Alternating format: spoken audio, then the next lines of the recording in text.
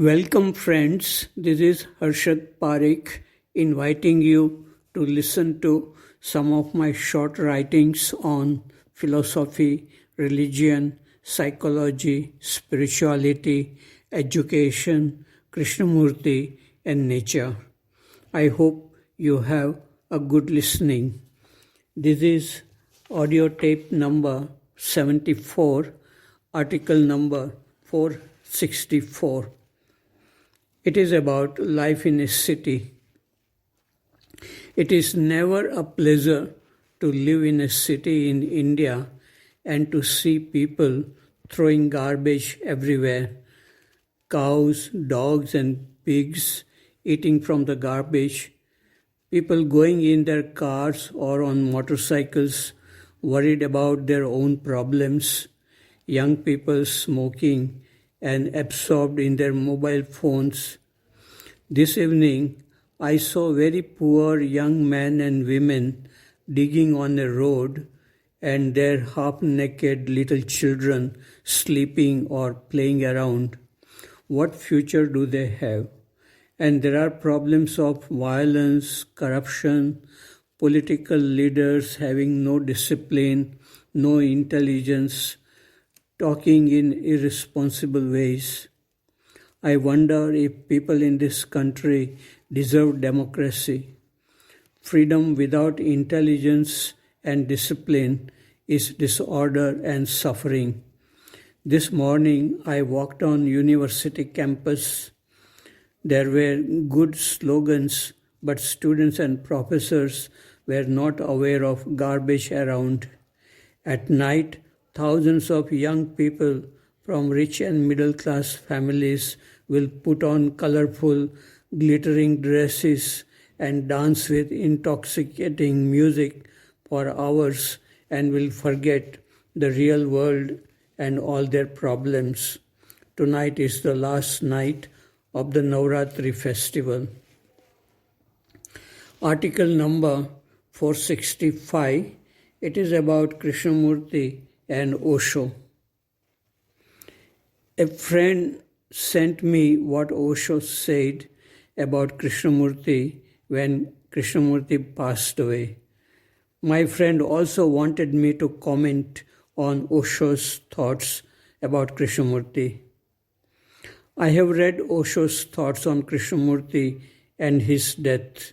I agree with some of it, disagree with some of it. The death of Jiddu Krishnamurti is nothing to be said about.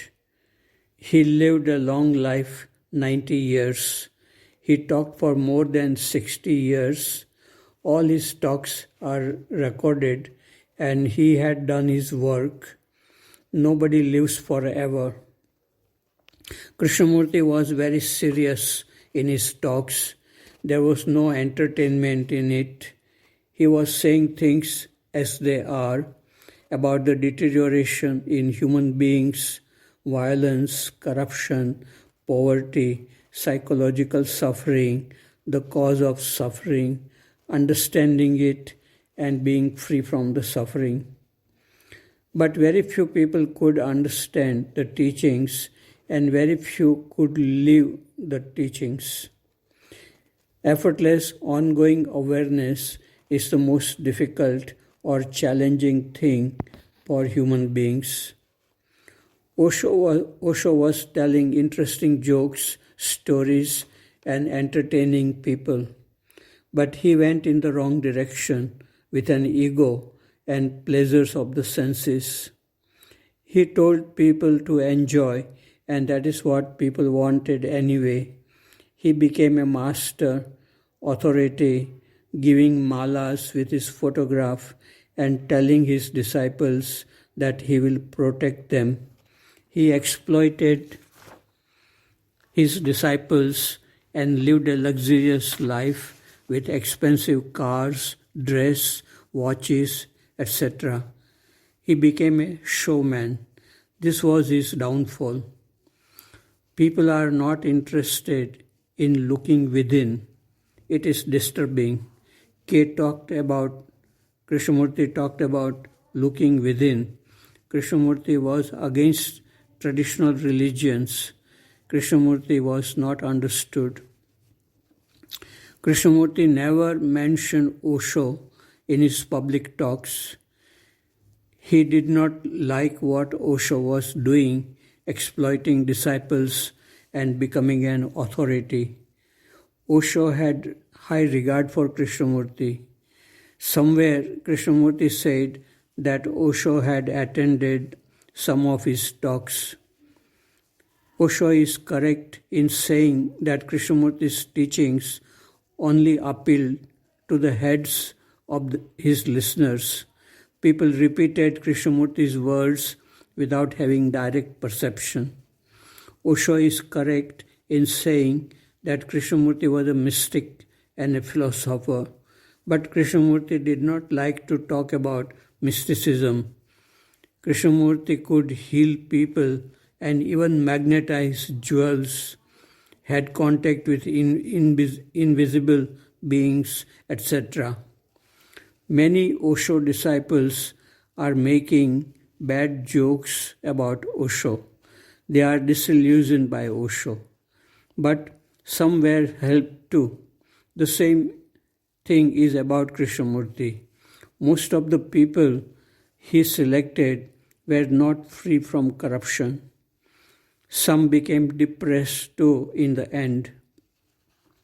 Ultimately, what people can get from Krishnamurti and Osho depends on what they really want deeply at their unconscious mind. The important thing is to listen to them, not becoming their disciples, not imitating them, but to look within and to see things and thoughts as they are. Article number 466. It is about the nature of mind. The nature of the mind is to keep itself occupied with thinking. From thinking arises the feeling of I and the world. From I arises many problems like fear, anger, attachment, conflicts, etc. Many people can understand this intellectually, but to be free from thinking and to feel love, beauty, peace is for very few people. These are the people who can reach to the source of thinking by looking within. It is extremely difficult to look within in the modern technological world, which provides many escapes from this inward looking.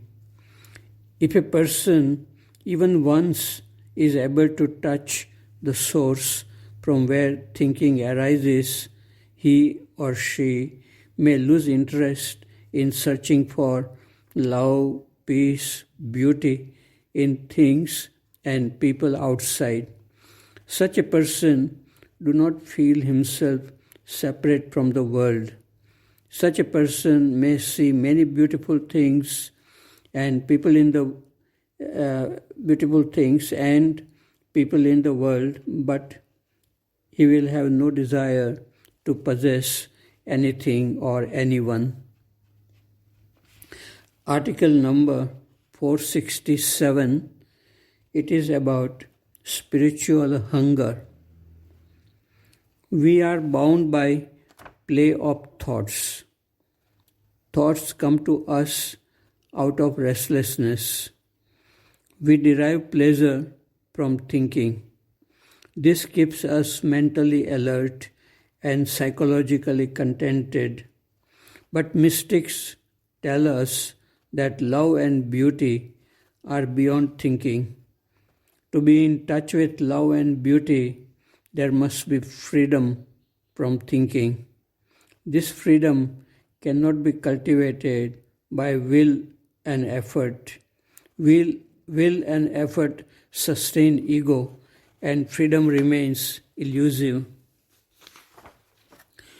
Chogyam Trungpa says with penetrating insight and humor about the state of our confusion, restlessness, will and effort. Quote, you are constantly hungering for new entertainment, spiritual, intellectual, sensual, and so on. Intellectually, you may feel inadequate and decide to pull up your socks by studying and listening to juicy, thoughtful answers, profound mystical words. You consume one idea after another, trying to record them, trying to make them solid and real. Whenever you feel hunger, you open your notebook or a scrapbook or a book of satisfying ideas. When you experience boredom or insomnia or depression, you open your books, read your notes and clippings, and ponder over them. But this becomes repetitive at some point. Unquote. This was written on July 3, 1987, in my diary when I was teaching at Rishi Valley School.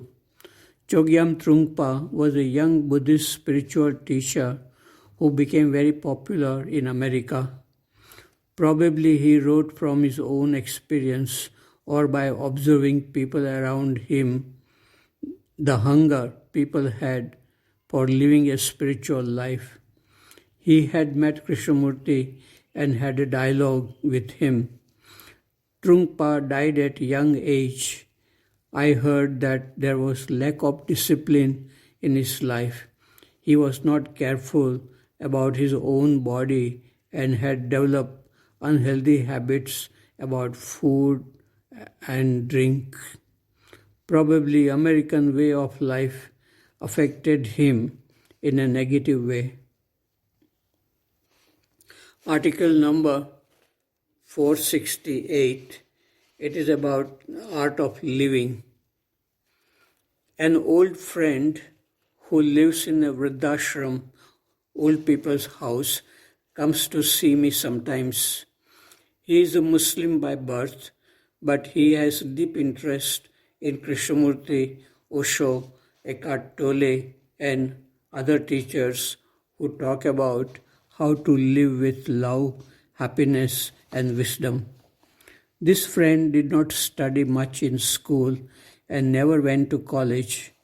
He could not earn money for his basic needs, but some people supported him financially. He lives a simple life with peace and wisdom. He says that there are other old people in Vridhashram from rich families who live with anger and resentment. They create unhappiness for themselves and others. How we live in our old age is very much determined by how we lived when we were young. To learn about the art of living is much more important than learning about how to earn more money, especially when we are to learn about the art of living is much more important than learning about how to earn more money, especially when we are young. This reminds me of an old Hindi song from film Tisri Kasam, लड़कपन खेल में खोया जवानी नींद भर सोया बुढ़ापा देख कर रोया सजन रे झूठ मत बोलो